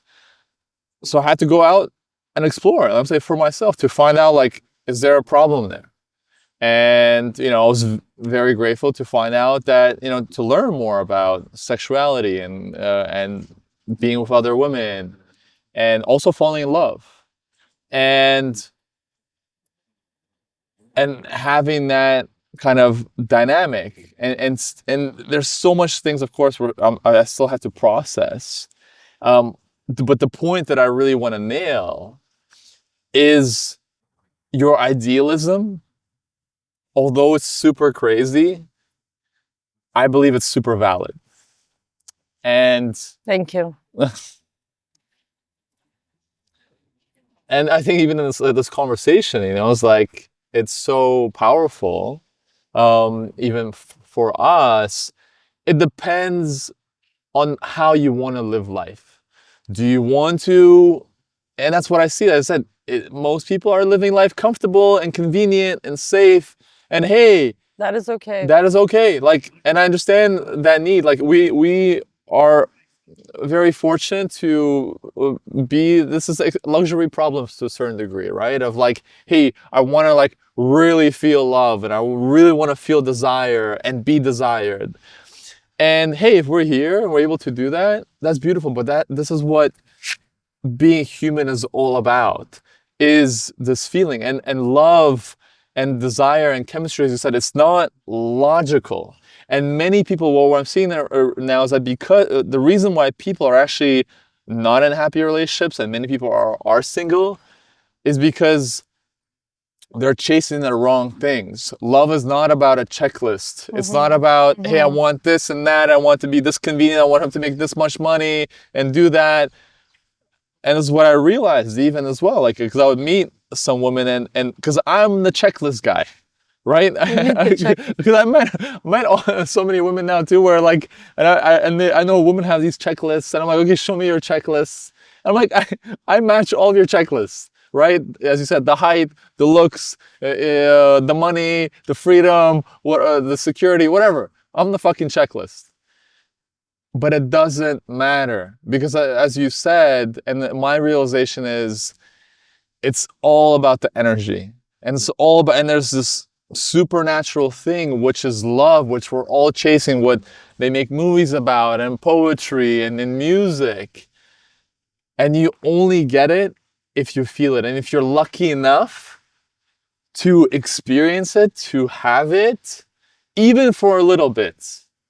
Even having those feelings that you've experienced, even though it didn't transpire, having been on that roller coaster and emotional wave of that is human. And I want to thank you for bringing that up. I think this is something that I want to go a little deeper into because I never finished that story fully, is that I ended up becoming friends with that person. And we've been friends for 2 years, and it became a beautiful relationship. Even though he was not ready for anything, I thought we could continue being friends. And I fell in love like so deeply for the first time ever. Like the way our love with you worked was very different. It was like a very much a slow burn. These are the relationships that usually grow into long-term relationships. This is the slow burn relationships. Whereas here it was this definitely karmic but catalytic type of love. And I didn't want to be, so again, I remember researching what is the consequence of numbing love in your heart. Because I genuinely considered that, right? I was like, okay, I have two options. I stay with Alex, I numb this love. Or I leave the relationship and then I figure out where is this going to lead me, right? This word eros is something I learned through this experience because I didn't know what eros meant until I met this catalyst. And eros is this Greek word to describe love. And erotic love is exactly this love where you feel alive, where all your senses are alive, where you lose your head and you love with your body, with your heart. And you do genuinely have this like extreme sexual desire for this erotic love. Now, this does not always mean that it will translate into a long-term, healthy, secure relationship, but it is a form of love. And I remember thinking, what if I never fall in love in my life again? And by the way, the consequence of numbing love in your heart is heart problems. I was like, we're not doing that. No, absolutely not. Because I have felt a blocked heart for most of my life. I remember even when I went years ago to Vipassana, I used to scan my whole body, but I would skip the heart because I would be like, the heart is too risky. We ain't going there. And he literally came into my life to unblock my love and to understand what is this eros. And now, 2 years later, because we're still at a place with him where we're friends, but we're no longer hanging out because I realized that doesn't work for me. I need to Mm. also move on. But what I feel extremely grateful for him to come into my life, and yes, he shook everything up, he turned my whole world upside down, is that I became the most secure, the most authentic, the most whole version of myself I've ever been. I'm the most peaceful, I'm most relaxed. So as a result of this shakeup, where your whole life raptures and you feel all these feelings, you undoubtedly, especially if the other person is not there to hold space for you and heal you, which this was not the story. The story was going back to my own wholeness, becoming aware of my own aliveness. And it's truly beautiful now, 2 years later, to reflect back on this whole experience. And I realize that this whole thing happened for me to become the most elevated version of myself. And for some reason, it had to happen to me in a way where I'm not in a container of any relationship, not the one with you, not the one with someone else. I have to stand on my two own feet and become my own whole person. And even though I'm now in my later 30s, I feel like for the first time I'm becoming an adult. Like this is what adulting is like. And I feel so grateful. Of course, you have done so much for me when we were in a relationship, from paying bills to booking flights to checking me into every flight. I had to learn all these things that I never had to do now in my adult life. And as difficult and as uncomfortable it is, they all make me feel like a kid again. Like I'm truly fully alive and I'm learning so many things. And I'm really, most importantly, learning to feel comfortable and safe now for the first time on my own. And that truly makes me feel the most alive I've ever felt, which is bizarre. Like the feedback I'm getting from all my friends that have known me for many years, have known us in a relationship, they're like, Mimi, you're glowing. You're so excited about life. Like your energy is unreal. Like the Mimi before and the Mimi now, it's like Mimi has 10x. And yet my life is in no way easier. I've been single parenting for the last 2 years, most of the time because you've been traveling a lot and that's fine. That was your way of coping with the separation. And I totally understand and respect that. But that's tough, becoming out of a sudden a fully single parent is challenging and emotional. And I have not yet been in any relationships at all. I've explored a bit. Can't even say I've dated. I've been on dates. But for me, dating is like you're exclusively dating. That hasn't even happened to me. I was seeing someone for maybe 6, 7 weeks in December, Jan, but that ended. That was exciting. But like I haven't even gotten to a point to like go into a relationship because I've put all my energy into going deep into myself and like really asking myself, what do I want? What makes me happy? What kind of music do I love? What kind of home do I want to have now that I'm living on my own? What is the space Mimi likes to be in? And it's been a really beautiful experience of like really getting to know myself now as an adult. And yeah, this is the value I see in this whole experience that has provided me. And I'm curious, how has it been for you? Because obviously you have gone through like a 8, 9 months relationship. And we were recently, like a few months ago when you guys broke up, we were in a restaurant having dinner and, where Alex was sharing his breakup story with me and I'm holding hands with him, holding space. And I'm like, anyone who's looking at us right now would think this couple is so cute. But if they only knew the reality of this situation, like this is such an alternative modern family and modern relationship. And I just love that for us, that we can be there for each other in different phases of our love for each other, because love is love, right? It's love. It will change form sometimes in the evolution of our relationship and experience. And yes, it is painful when it changes form from romantic to a platonic. From platonic to romantic is wonderful, but from romantic to platonic can be extremely painful for both parties involved. And I think for me, it was never easier than you. In fact, as a woman, making a decision to terminate a relationship is even more painful because there's so much more stigma on a woman to break a family. Especially, they say, if a man is not cheating, not beating you, not doing drugs, are you crazy, right? In the past generations, that's what women would say. But at the same time, and I don't want to be intimate. So what do? That's so Do many. I force myself to, That's so many women. right? Do I force myself to be intimate now? And not to be extreme, but to force your body to be intimate. If you do that for a long time, I considered all these options, right? I was like, no, this is not going to be good. Physically, I'm going to pay the price of having an illness eventually, right? So I can do this to my body because when the body doesn't want to do something, what happens? It contracts, right? Expansion, contraction, expansion, contraction. Just simply, before you do anything, if you want it, you're like, right? And if you don't want it, you're like this. When you're doing something and your body is contracted, overall, you are creating negative energy in your body that is then overall is going to be stored. This is also like being in a job you hate, being with a friend you don't enjoy being with, any relationship, right? That's why I believe in radical honesty.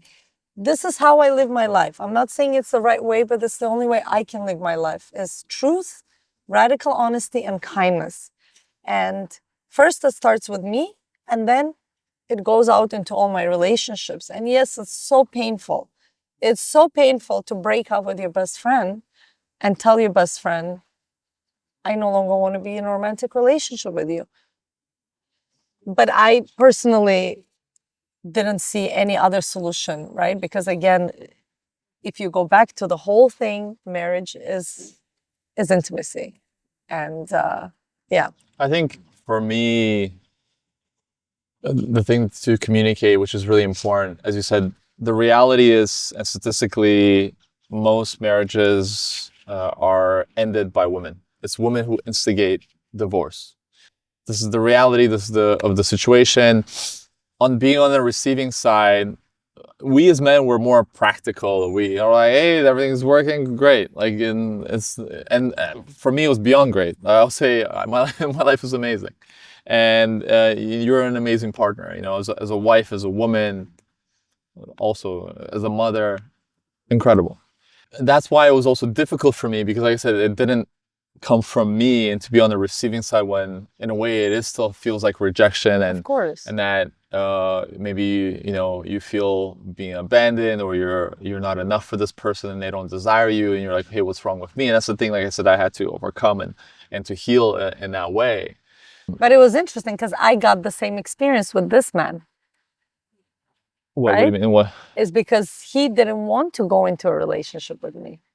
So we both got the same experience. Karma. So I know exactly.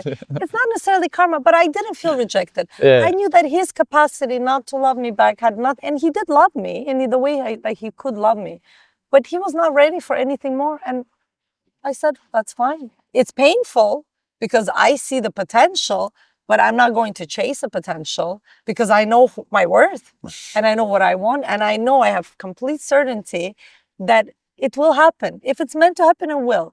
And I let go of any attachment to the outcome. You know, I really made peace that as long as I'm honest and truthful with myself, I'm okay no matter what happens. Of course. And I think too... And that is very painful as well. And to make peace with that.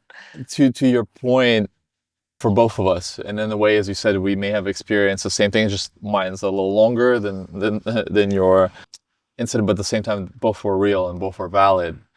And for me, because a lot of, also we create the Intelligent Change Summit. There's a lot of facilitators there.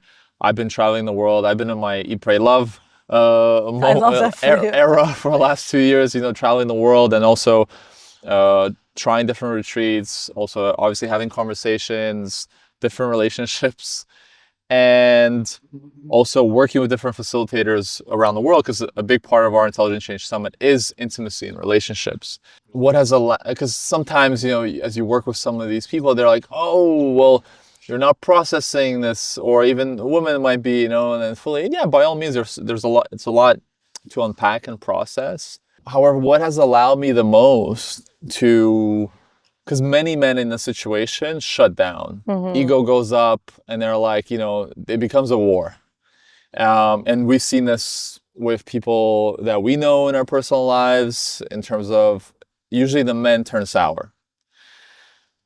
And, it becomes, for kids and everything. And there's a lot of casualties, I think, in a situation where I think and that's why the reason I want to bring it up, what has allowed us to maintain this love and also friendship, which many don't understand. Even yesterday, we had a big conversation about, our divorce and the legalities and the structure of things. And I think the way because we're only now in the process of starting to legalize the separation. Yeah. Just to make it clear, the first 2 years, we kind of just decided to just be separated and live two separate lives and see how it goes, right? And now we're at a point where, okay, maybe we'll solidify now. It's most of our adult lifetime. There's a lot of, structure, investments, businesses. There's a lot of things to unpack. And also we had this cord cutting session. Yeah, well, let's get into it. Let me finish on that. But what I was trying to say is, even with the talk that we did yesterday, and again, I have to, for both of us, the way we've been handling it and dealing with it, I really don't think people will believe to the level of trust. Yeah, we're not even getting lawyers involved. We're just doing lawyers, but like the lawyers that are needed. But we're agreeing, and the lawyers are finalizing. It's not like, because what we've quickly learned as well, like this is where the lawyers put each other, like a lot of the lawyers. But also friends. I think it's not just lawyers. It can be your family, your friends. They'll say, you should do this, you should do that. And all this, but you have to, the way we're working through all this is like, hey, we're the ones who've been in this relationship this long. We know each other, we trust each other. And let's deal it in that way. Because then, even though it may not be perfect in terms of the way we may divide stuff, but long-term, consequence of that is going to be way more, I think, substantial for all parties versus trying to to make it exact in every way. And I think that's what I always really enjoyed about our relationship, is just how trusting we are. And the point that I was going to say, just more from the male perspective of what has allowed me to still lead with love, even in a way I'm in a place where someone's walking away from me to a certain degree. And of course there was anger, and we've had big conversations about that, where I wasn't perfect and I was angry and I was sad. It's all normal. Yeah, and you were able to hold space. You have to process grief, right? And you were able to hold space for me and those moments. And the most important thing is, and again, I have to give credit to my mother, is I truly received unconditional love. And what I mean by that is, when I was being a total shithead, when I was a teenager for a very long time, my mother never took away her love from me. So what I'm now allowed to do for other people like yourself is that, even though you're not behaving the way I want you to behave as a person, as a wife, I still see you and respect you and your reality. And I'm not trying to hold you down, as you said when that comment is like, hey, you never felt judged or in that way, because as you said, this is your own soul experience to have. And trying to tie somebody down or force them to do something that they don't want to do, and that can be children, it can be your parents, it can be your friend, it can be anybody, is not going to lead to anything. Same thing with employees. It's not going to lead to anything fruitful. And the conversation that we're having here with you is really a conversation about honesty. Honesty and authenticity with yourself. First and foremost. And that's whenever I speak about you, is that, yes, it's unfortunate for me because I have so much, love for you, and I had this hope of a Disney story. And then forever, at the same time, I see you, respect you, and I believe what you did although to some it may seem very selfish, it is very brave. It is, as you said, because that's why I believe sickness can arise for many people, as you pointed out, is if we're being inauthentic and we're doing something against our will, as the great book's, title goes, the body keeps the score. And over time, it will lead to, an illness or something else.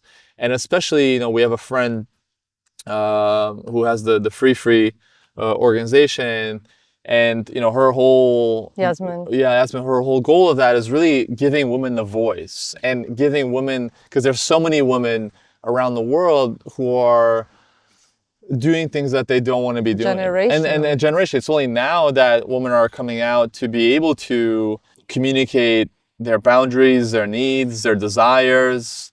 And, as a father of a daughter, I believe I wouldn't want our daughter to have to do something that is not true to her. And that's why, in a way, this conversation, I believe, can be so powerful, especially for women. Because, as you said, for many women, it's just like, hey, be quiet, do as you're told, be the wife and abide. And this is why many women as well commit suicide. As with the whole case with Yasmin and why she runs this organization. It's important that, and although with a recent podcast that where I had it with Joe, is like, hard choices, easy life, easy choices, hard life. And it may seem easy as you're making that choice of like being comfortable and staying it, because yourself, and you can say this, I know this. So easy your life is way harder now. It's so much harder now. But at the same time, in so many ways, and nobody's holding space for me except for me. Yeah. Have no one holding space for me, Yeah. right? But that's fine. That's part of growth and expansion, your personal growth and expansion. Yeah. So, in summary, with all this, some of the things that I've also learning for myself, even to the future relationships, is, and this is my recent realization, is, having had that experience of getting into a real relationship, and, as I said, being in love again, what I can tell you from being that experience, it's super scary. And the reason most of us, a lot of people are not in those relationships, even as we don't follow our body, and sometimes we also are afraid of depth, challenge, and growth that a person will make you face. Because relationships, and I think that's what may have happened to us, we discussed this, we became very also comfortable and safe, where we to our soul desire, we weren't expanding, as you said, we weren't expanding to our soul's capacity to expand in this lifetime.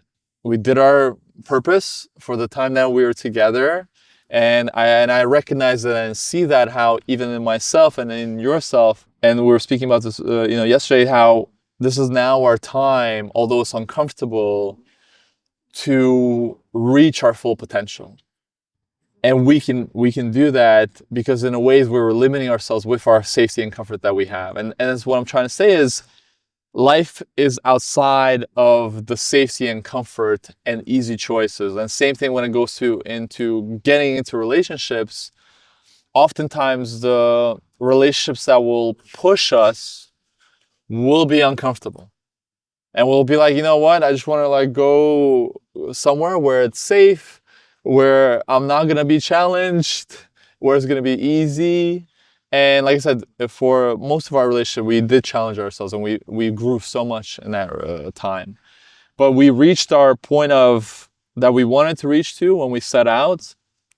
And this is where now I feel, whether it's on our own individual journeys, like without a relationship, even being single or in a relationship, However, we both, I know, won't settle unless that relationship is going to help us expand and grow as individuals on this journey. Because that's what the reason I'm sharing this is on my own journey. I realized, yeah, I could just settle someone younger, more beautiful, and it'll be nice and easy. And because I'm the checklist, she'll be happy with me because I'll provide a certain lifestyle. But for how long? What I've realized, it needs to be genuine connection, genuine love. It's all in or nothing. So I'm on your idealistic train as well of doing things that are real. You know, it's the same thing with our business. The reason we sold our previous business was not, we could have made even more money with our previous business, but the reason we sold it is because it wasn't No true and longer authentic to genuine. us anymore. And we would rather make less, but have authentic lives. And that's what we're doing in our business. That's what we're doing in our personal lives. Although it's not easy, it hasn't been easy. I'm so grateful to you. I'm so grateful to myself. So grateful to other people kind of in our lives.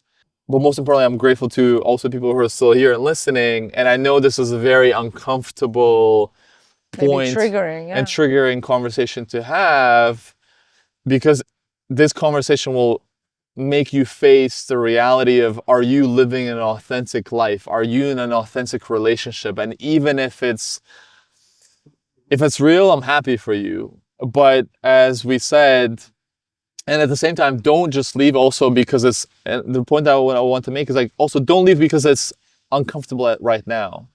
Because the factor is, growth for a relationship can be beautiful, but is this challenge that you may be currently going through a relationship will help you grow and expand and become that next version, and it's love that is worth really sticking around for, and that you also just said you have this full body that I want to be with this person? Or is your body and intuition telling you like, hey, it's time for you to move on? And I think in your case, you know, as you said, sleepless night, your body has a way of communicating to you, and you honored that. So I guess that's what I want to communicate from my viewpoint, of just the importance of this conversation. So with that, I would say, you know, like, I'm pretty good. Let me know if there's anything else that you want to bring up or I discuss. think You're writing a book. yeah, overall, the truth is oftentimes scary and inconvenient. It makes us face things sometimes we don't feel like we're ready to face in ourselves, in our lives, in our environment. And at the same time, truth is not something that provides you instant security. And yet it always leads you in the right direction. And that direction is usually the direction of the most aligned, authentic version of you. And oftentimes it feels like you're walking in the forest and you have no clue. Like, this is how I feel now. Like, I'm in a jungle, I have no clue where I'm going and where I will end up.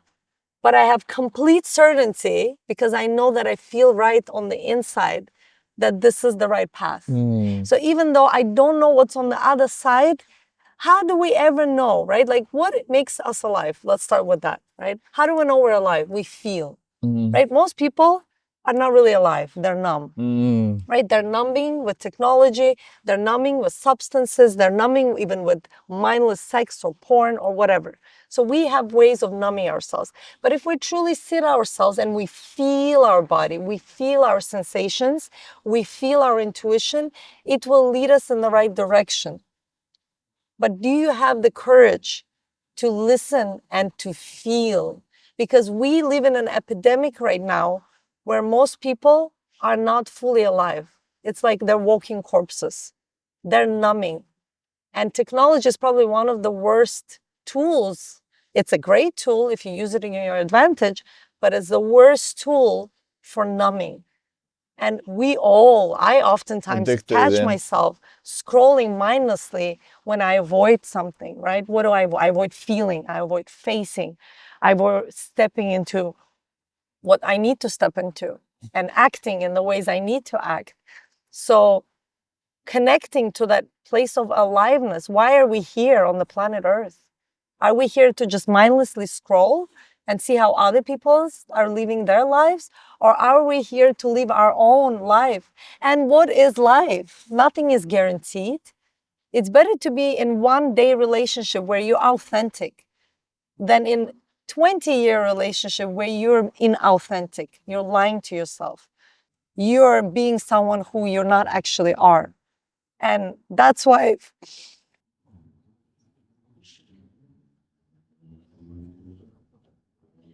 radical honesty is an act of courage. You know, when you have to be ready. You have to be ready to fully choose to be alive and to fully step into your power. And nothing is guaranteed on this path, and to be okay with that. But the only guarantee you will have is that you will be alive and you will live an authentic life that you came here to do and to live and to embody. And that will only be guaranteed if you tune into yourself, turn out the noise, other people's opinions, what the world tells you you need to be or do, and tune into your inner compass, which is always communicating to you and telling you who you need to be with, who you need to be, and what are the next steps. Building a better relationship with yourself ultimately. And that's the path I've been on. And I know that's the path you're on, because simultaneously right now we're both not in relationships, and we're both on this path of personal expansion and personal growth. And who knows what will happen. And that's actually exciting. I feel like a kid.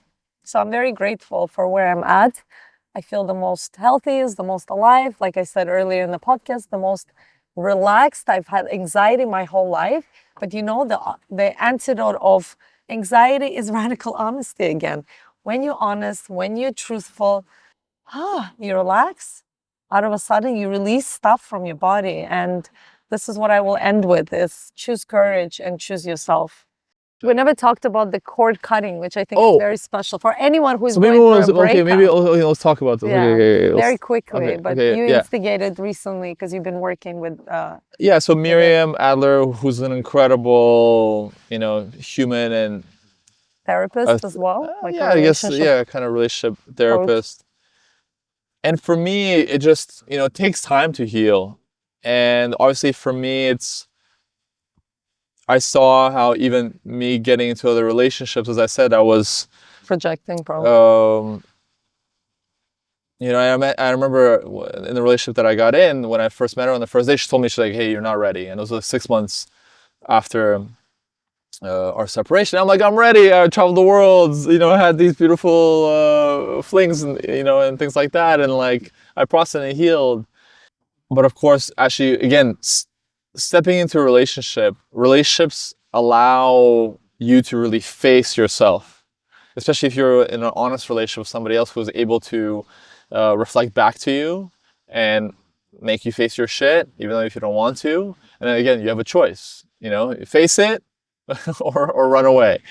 And for sure, I can see how this is a big relationship for me to disattach from, because it is very lovely and I had a lovely time being together. But the reality is, if I want to move on with my life, as beautiful our relationship is, and what I think we realized in the cord cutting is, for really both of us have a certain level of attachment to each other, which because is normal. because Absolutely we normal. grew up together. Yeah. And Miriam, who I started working with, who was part of our summit, led us through this exercise of cord cutting, which is cutting an energetic cord. Yeah, we both had it in the same place, which was like near the belly. She kind of took us through this whole experience.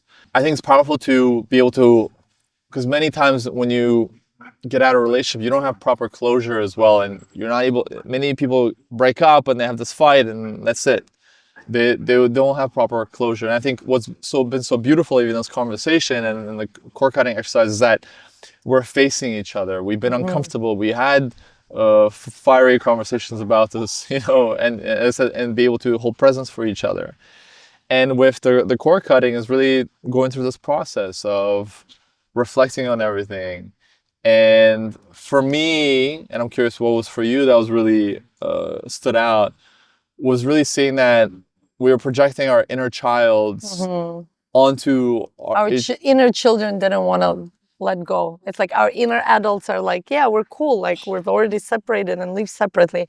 But our inner children were still so intertwined and attached to each other and didn't want to let go. And because even the way we navigated our relationship was because of this inner child of maybe something that happened, of a certain event that has allowed you to have certain patterns of how you show up, what you seek for in a relationship, and what I may have provided for you, what you provided for me, and vice versa. So for me, it was really powerful. And I think ever since then, most importantly, as you said, to the theme of this conversation is radical honesty. It's a radical honesty about how I'm feeling, where I'm at, where I may need some space or boundaries or what I may need. Being met with that radical honesty, also with that love and acceptance and seeing into each other. Some of the things that stood out for you. Is there anything that you want to bring up in regards to the core cutting exercise? I just think it was such a beautiful way to honor the relationship. And I would recommend for anyone to do it, because anything you don't deal with in your current relationship, in your current breakup, you're going to carry that over to your next relationship. There is no shortcuts in life. Okay, you're going to have to deal with all of it. And even if you don't deal with it in this life, you can bet you're taking it to next life. Whether you believe it or not, I believe in it. So this is the value that it provides, is to consciously face all the unfinished business and all the unfinished things that you have said, and to fully let go. And if there is any resentment, to understand where is that resentment coming from. For example, I can share that my resentment was of letting go was from, having fear that I will never find genuine love like the love that we've had. And it's a valid fear, right? And it's a genuine concern. And at the same time, it's not a reason to hold on to something, again, if you're not able to have a full relationship in the capacity that both parties desire it. So without going into many details, I think overall it's just about other people potentially considering something like that, because I thought it was a beautiful closing ceremony, how after 2 years of the breakup, we're still processing the breakup. I'm all for not numbing and feeling, because this is what we're here for, is to live, and living is all about feeling. This is how we know we're alive, so don't forget that. So I think on this note, maybe we can wrap up, and sending everyone love if you're still here. And if you've listened to the full podcast episode or watched it, thank you so much. I appreciate you. I love you. And I wish you all the best in your life. And most importantly, I still believe in love. And many people after our breakup, they said, how are you still believing in love? But it's because I've had it that I'm able to believe in it. So thank you. I'm very grateful for all that we have shared on our past. And, life is long. Nobody knows what's going to happen. And if you do your best, you will magnetize all the beautiful things into your life. That I have complete certainty in. Yes. Thank you so much. Thank you.